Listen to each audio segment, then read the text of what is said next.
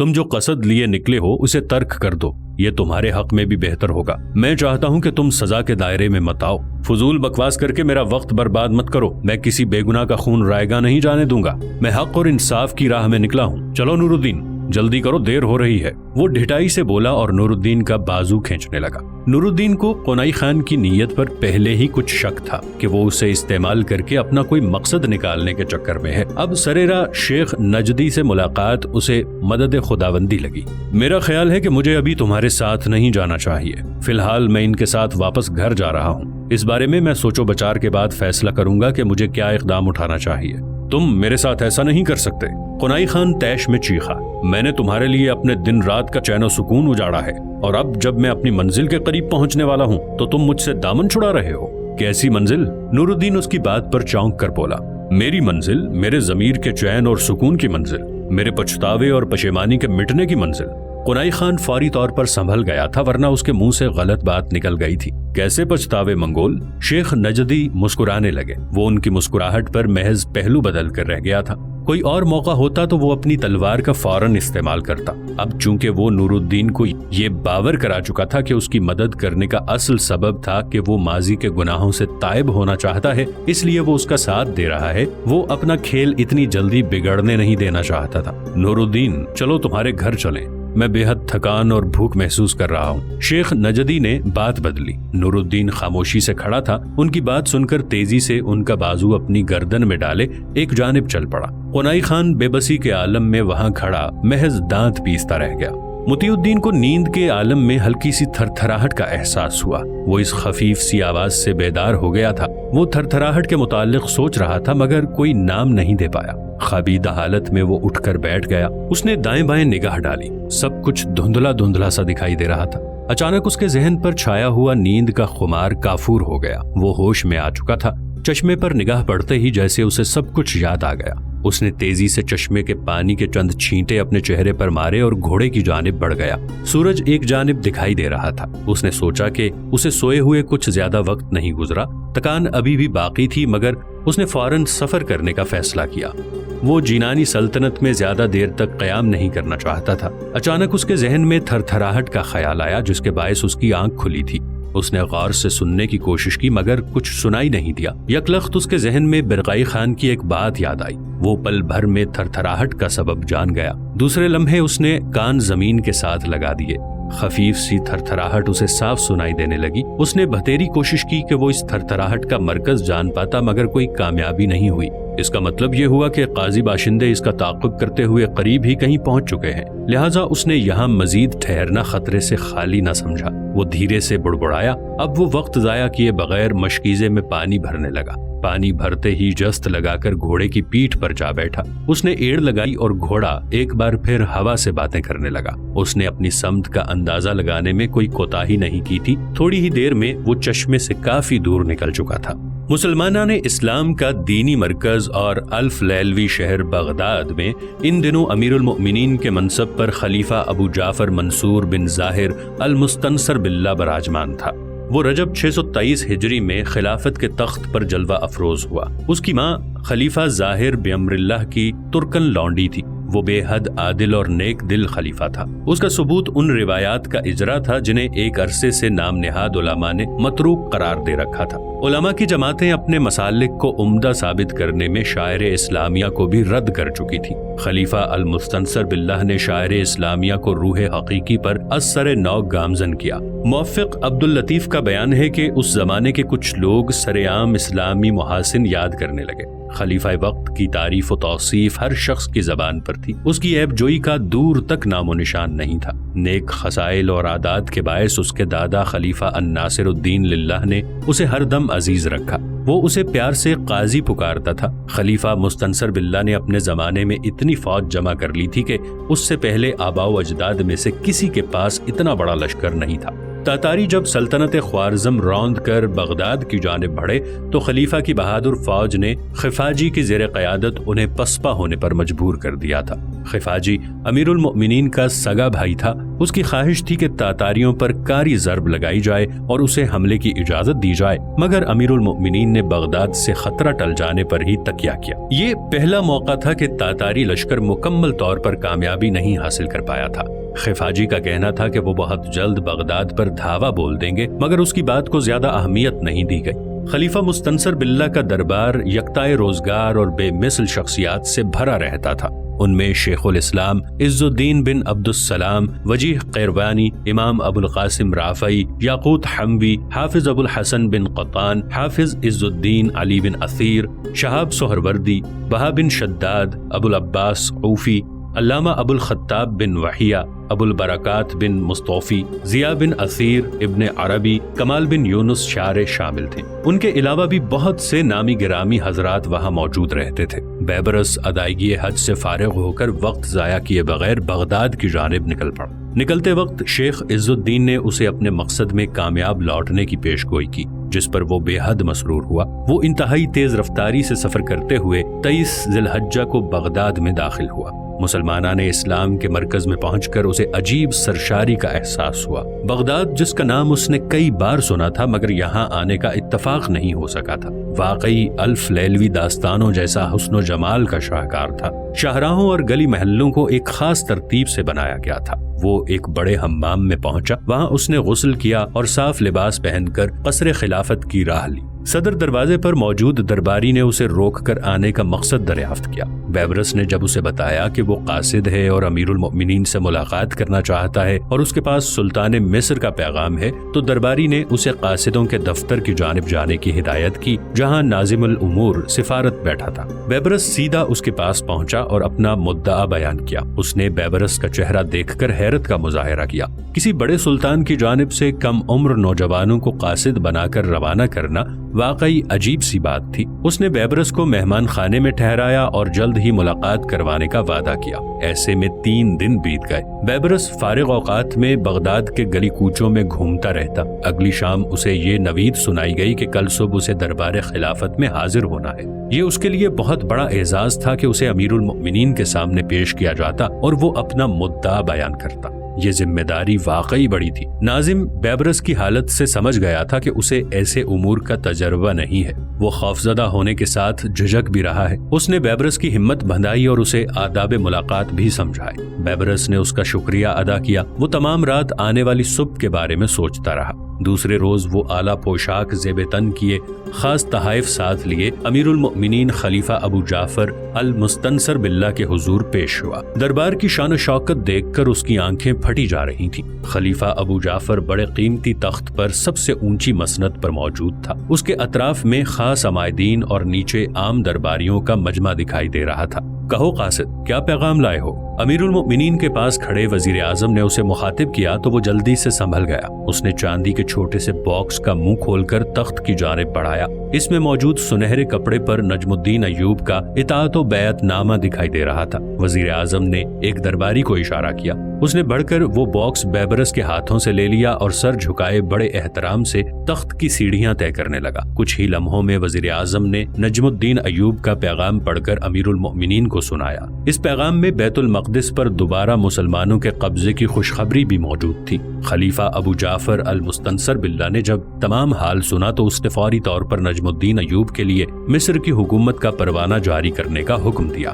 اسی اثنا میں بیبرس نے دوسرے تحائف بھی امیر المؤمنین کے حضور پیش کر دیے۔ نوجوان، اوپر یہاں آؤ۔ خلیفہ نے بیبرس کو پاس بلایا۔ بیبرس اپنی اس عزت افزائی پر بے حد مسرور ہوا اور ادب و احترام سے سیڑھیاں طے کرتا ہوا خلیفہ کے پاس پہنچ گیا۔ تمہارے سلطان نے اپنی جانب سے بیعت کا اختیار تمہیں تفویض کیا ہے، کیا تم ہماری بیعت کرتے ہو؟ بیبرس نے یہ سنا تو دونوں ہاتھ امیر المؤمنین کے بڑھے ہوئے ہاتھ کی جانب بڑھائے اور ان کی پشت پر بوسہ دیتے ہوئے نجم الدین ایوب اور اپنی جانب سے بیعت کا اقرار کیا۔ خلیفہ ابو جعفر کا ہاتھ اپنے ہاتھوں میں پا کر فرط مسرت سے اس کے آنسو نکل آئے تھے۔ وہ امیر المؤمنین کی صورت میں خاندان نبوت کی جھلک دکھ رہا تھا۔ حضرت عباس رضی اللہ عنہ کی اولاد میں سے کسی فرد سے ملاقات کا شرف حاصل ہونا کسی زیارت سے کم نہیں تھا۔ وہ ابھی اپنے محسوسات کے دائرے میں الجھا تھا کہ پروانہ حکومت تیار ہو کر آ گیا۔ خلیفہ ابو جعفر نے پروانہ اس کی جانب بڑھا دیا۔ نوجوان، خلیفہ ابو جعفر بولا، ہمیں تمہاری کم عمری اور اتنے بڑے فرض کی ذمہ داری دونوں پر تعجب ہے۔ تم سلطان کے بہت قریبی اور وفادار ساتھی ہو، شاید اسی لیے تمہیں یہ اعزاز بخشا گیا ہے۔ بہرحال اپنے سلطان سے کہنا کہ ہمیں خاندان ایوبی پر بے حد فخر ہے۔ انہوں نے بغداد کے کمزور ایام میں مسلمانان اسلام پر جو مہربانیاں کی ہیں،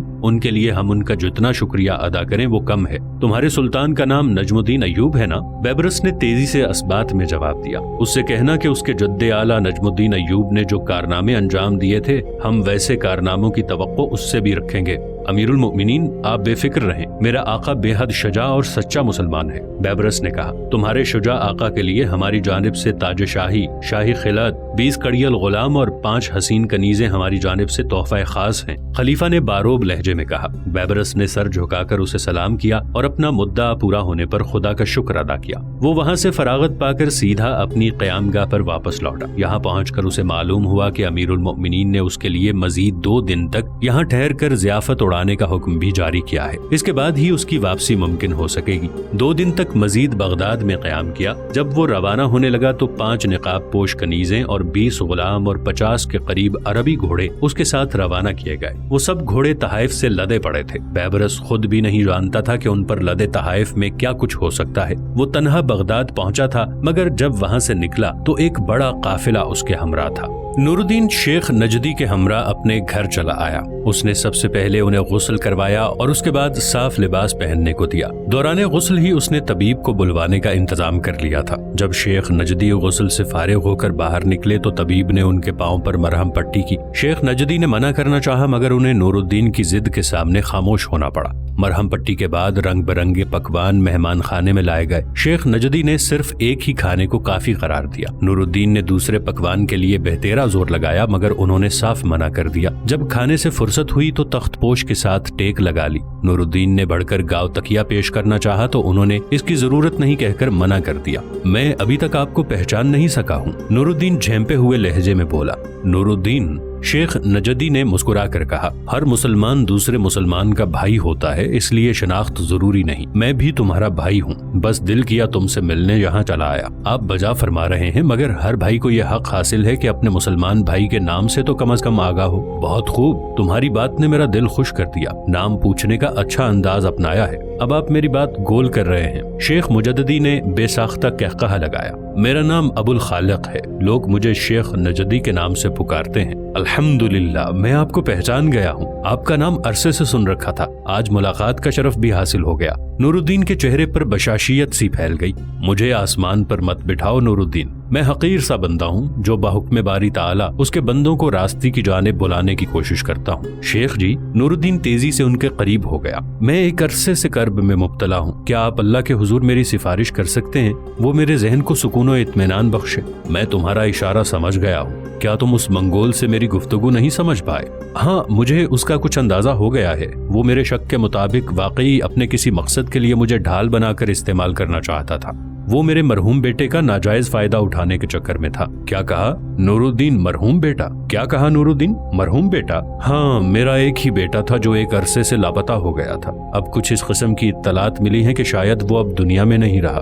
جھوٹی خبروں پر کان مت دھرا کرو، اور اللہ کی ناشکری مناسب نہیں۔ تو کیا میرا بیٹا ابھی زندہ ہے؟ نور الدین الجھ سا گیا۔ زندہ بھی ہے اور جلد ہی واپس لوٹے گا۔ وہ قنائی خان تو کچھ اور ہی کہانی سنا رہا تھا۔ نور الدین مسرت و استعجاب میں ڈوب گیا۔ تم شاید اس منگول کی بات کر رہے ہو، وہ اپنے کیے کی جلد ہی سزا پائے گا، مگر ابھی کچھ دیر ہے۔ شیخ نجدی نے جواب دیا تو نور الدین کو ایسے لگا جیسے اس کو نئی زندگی مل گئی ہو۔ شیخ نجدی کا اچانک اس سے آ ملنا مدد خداوندی سے کم نہیں تھا۔ وہ دل ہی دل میں اللہ تعالیٰ کا شکر ادا کر رہا تھا، کہ اس سے جلد بازی میں کوئی غلط قدم نہیں اٹھ گیا، ورنہ وہ پشیمانی کے عالم میں جان دے دیتا۔ ادھر قاضی باشندے اپنے سردار کے ہمراہ نیلے پتھروں والے چشمے پر دن چڑھے پہنچے تھے۔ انہوں نے جو مختصر راستہ اختیار کیا تھا وہ خاصا دشوار اور کئی جگہ سے ٹوٹا ہوا تھا۔ وہ تیز رفتاری کا مظاہرہ کرنے کے باوجود مقررہ وقت پر اپنی منزل پر نہیں پہنچ پائے۔ وہاں پہنچ کر انہیں معلوم ہوا کہ وہ سوار وہاں سے اگلی منزل کی جانب روانہ ہو چکا ہے۔ سردار اس جوان کی دلیری اور ہمت پر داد دیے بغیر نہ رہ سکا۔ سردار اب کیا کریں؟ وہ تو ہاتھوں سے نکلتا دکھائی دے رہا ہے۔ ہمت نہ ہارو، وہ ہماری پہنچ سے اتنی آسانی سے بچ کر نہیں نکل سکے گا۔ سردار گھوڑے کے کھر تازہ ہیں، دوسرا یہاں قدموں کے نشان سے بھی واضح ہے کہ اسے یہاں سے روانہ ہوئے زیادہ وقت نہیں ہوا۔ رہنما نے کہا، تم ذرا زمین پر کان لگا کر بتاؤ کہ وہ کتنا دور ہوگا۔ سردار نے ہدایت کی۔ ایک قاضی جوان تیزی سے زمین پر لیٹ گیا۔ اس نے اپنا دم سادھ لیا تھا، اس کے کان زمین سے چپکے پڑے تھے۔ وہ گھوڑے کی ٹاپوں کی آواز صاف سن رہا تھا۔ وہ کچھ دیر تک یوں ہی لیٹا رہا۔ سردار سمیت تمام لوگ اس کی جانب دیکھ رہے تھے۔ سردار وہ ہم سے 3 منزل کے فاصلے پر ہے۔ اس کی رفتار سے اندازہ ہوتا ہے کہ وہ رات پڑنے تک درے کے پاس پہنچ جائے گا۔ حیرت انگیز! سردار تعجب سے بول اٹھا۔ اس جوان کی رفتار بے حد تیز ہے۔ درے کے دوسری جانب زرگامی قبائل آباد ہیں اور وہ ہمارے جانی دشمن ہیں۔ اگر وہ درہ پار کر گیا تو ہم اسے پکڑ نہیں سکیں گے۔ سردار زرگامی قبیلے کے لوگ اسے کسی بھی حال میں تاتاری سرحد کی جانب نہیں بڑھنے دیں گے۔ ایک قاضی بولا، ایسا نہیں ہونا چاہیے، اسے ہر حال میں ہمارا شکار بننا ہوگا۔ میں اپنی شکست تسلیم نہیں کروں گا۔ چلو تیزی سے درے کی جانب شمالی جانب سے بڑھو۔ میں اس گھڑ سوار سے پہلے وہاں اپنا جال بچھانا چاہتا ہوں۔ یہ آخری اور فیصلہ کن مارکا ہوگا۔ یاد رکھو سردار، اگر تم یہ بازی ہار گئے تو تم دوبارہ سردار نہیں رہ سکو گے۔ ہم تمہیں اپنا شکار بنا لیں گے۔ یہ اصول ہمارے بڑوں کے وضع کردہ ہیں۔ ایک قاضی تنک کر بولا، مجھے سمجھانے کی ضرورت نہیں، میں اچھی طرح جانتا ہوں، اور تم لوگ بھی کان کھول کر سن لو۔ اگر تم شام سے پہلے اس درے تک نہ پہنچ سکے تو میں بطور سردار تم سب کو سزا دینے کا اختیار رکھتا ہوں۔ یہ میری آخری تنبیہ ہے۔ سردار کا لہجہ یکدم سرد اور خونخوار ہو گیا تھا۔ وہ محض گردن ہلا کر رہ گئے۔ وہ سب اپنے سردار کے ساتھ نہایت سرعت سے اس درے کی جانب بڑھنے لگے جہاں مطیع الدین شام تک پہنچنے والا تھا۔ بیبرس بغداد سے مختلف مقامات پر قیام کرتا ہوا 16 محرم 638 ہجری کو قاہرہ کے قریب آن پہنچا۔ اس نے 3 منزل دور ہی سے اپنی آمد کی خبر دربار مصر بھجوا دی تھی۔ اس نے اپنا آخری پڑاؤ قیروان نامی بستی میں ڈالا۔ یہ بستی کسی زمانے میں عظیم الشان شہر کی صورت میں آباد تھی۔ فرعون مصر سے لے کر مسلمانوں کے اولین دور تک اسے بڑی اہمیت حاصل رہی تھی۔ فاطمی دور حکومت میں اس سے کچھ فاصلے پر نیا شہر آباد کیا گیا جسے قاہرہ کا نام دیا گیا۔ کارخانہ اقتدار قاہرہ میں منتقل ہو گیا اور پھر اس شہر کی رونقیں ماند پڑ گئیں۔ شہر اپنے سابقہ کھنڈرات کے ہمراہ سکڑ کر چھوٹے سے قصبے کی صورت میں باقی رہ گیا۔ بیبرس اسی بستی سے کچھ فاصلے پر قیام کیا ہوئے تھا۔ اس نے اپنی کامیابی کی اطلاع اور دیگر تحائف کی خبر اسی بستی کے ایک سرکاری عہدیدار کے ذریعے قاہرہ بھجوائی تھی۔ نجم الدین ایوب بیبرس کی کامیاب واپسی پر بے حد مسرور ہوا۔ فوری طور پر ابو خویلد کی عمارت میں 50 گھڑ سواروں کا دستہ بیبرس کی جانب روانہ کیا۔ امرائے مصر کو جب کسی کی آمد کی خبر ہوئی تو وہ سخت متحیر ہوئے کہ ایسا کون سا فرد آ رہا ہے جس کے لیے اتنا بڑا اور نہایت سرعت سے بندوبست کیا جا رہا ہے۔ انہوں نے ادھر ادھر سے کھوج لگانے کی بڑی کوشش کی مگر کسی کو معلوم ہی نہیں کہ یہ سب کچھ کیوں کیا جا رہا ہے۔ بیبرس کے بھیجے ہوئے قاصد کو دربار کے شاہی مہمان خانے میں ٹھہرا دیا گیا تھا اور اسے باہر نکل کر کسی سے ملنے کی اجازت نہیں دی گئی۔ ابو خویلد بیبرس کے پاس پہنچا تو اس نے اس کی تعریف و توصیف میں کوئی کمی نہیں چھوڑی۔ بیبرس اپنے استاد کے منہ سے اپنی تعریف سن کر بس خوش ہوا اور ان دونوں کے ہاتھ تھام کر اپنی خوشبختی پر رونے لگا۔ ابو خویلد نے اس کی کمر تھپ تھپا کر ہمت بندھائی کہ وہ ایک ایسے امتحان میں سے بخوبی نکل آیا تھا جس میں سے بڑے بڑے سورما ناکام رہ جایا کرتے تھے۔ بیبرس اور اس کا قافلہ ابو خویلد کے گھڑ سوار دستے کی رہنمائی میں شام ہونے سے قبل ہی قاہرہ کے صدر دروازے پر پہنچ گیا۔ وہاں امراء و شرفاء کی بڑی تعداد موجود تھی جو کہ محض اس تجسس سے وہاں جمع تھے کہ کون آ رہا ہے۔ جب ان کی نگاہ بیبرس پر پڑی تو ان میں سے کئی ایک نے منہ بسور لی، البتہ اس کے ہمراہ پالکیوں میں خواتین اور حبشی مردوں کا ساتھ ان کی سمجھ سے باہر تھا۔ نجم الدین ایوب خود ان کے استقبال کے لیے صدر دروازے تک آیا۔ بیبرس اور ابو خویلد نے جب اپنے آقا کو سامنے دیکھا تو گھوڑوں سے نیچے اتر کر اس کے پاس آن پہنچے۔ بیبرس نے اپنے آقا سے مصافحہ کیا اور اپنی کامیابی کی نوید سنانا چاہی تو نجم الدین ایوب نے اشارے سے منع کر دیا۔ یہ قافلہ سلطان نجم الدین ایوب کے جلو میں شاہی محل تک پہنچ گیا۔ نجم الدین ایوب شاہی محل کے باہر دیوان کے چبوترے پر چڑھایا، پھر تمام بغدادی کنیزوں اور غلاموں کو چبوترے کے پہلو میں ایک قطار میں کھڑا کر دیا گیا۔ امراء داعیان شہر کی جماعت اس عجیب و غریب کھیل کو دیکھ کر اندازے لگانے میں مصروف تھی۔ قیاسات کی بھرمار ہو رہی تھی۔ مجمع کی آواز نے کچھ بھی سننا دشوار کر رکھا تھا۔ اچانک نجم الدین ایوب نے ہاتھ کا اشارہ کیا تو مجمع کو جیسے سانپ سونگھ گیا ہو۔ میرے مصاحبوں اور ساتھیوں، میں نے گزشتہ دنوں ایک درخواست بھجوائی تھی جسے بحکم باری تعالی منظوری نصیب ہوئی ہے۔ میں جانتا ہوں کہ آپ سب یہ جاننے کے لیے بے چین ہیں کہ آخر یہ سب کیا ہو رہا ہے۔ میں یہ چاہوں گا کہ قاضی القضاء ابن مستقر یہاں میرے پاس تشریف لائیں اور آپ سب کو تجسس کے دائرے سے آزاد کر ڈالیں۔ قاضی القضاء ابن مستقر خود لا علم تھا کہ یہ سب کیا ہو رہا ہے۔ وہ آہستہ آہستہ چبوترے کا زینہ طے کر کے سلطان نجم الدین ایوب کے مقابل پہنچ گیا۔ اس کی آنکھوں میں گہرا استفسار موجود تھا۔ اس سے پہلے کہ وہ کچھ بولنے کی کوشش کرتا، نجم الدین ایوب نے اسے روک دیا اور بیبرس کو اشارہ کیا۔ بیبرس اشارہ پاتے ہی جست لگا کر چبوترے پر پہنچ گیا۔ فرمان شاہی ان کے حوالے کر دو تاکہ وہ پڑھ کر تمام دوسرے لوگوں کو سنا سکیں۔ بیبرس نے فوراً حکم کی تعمیل کی اور ایک سنہرے باکس کو اپنے لبادے سے نکالا اور اس کا ڈھکن کھول کر باکس ان کی جانب بڑھا دیا۔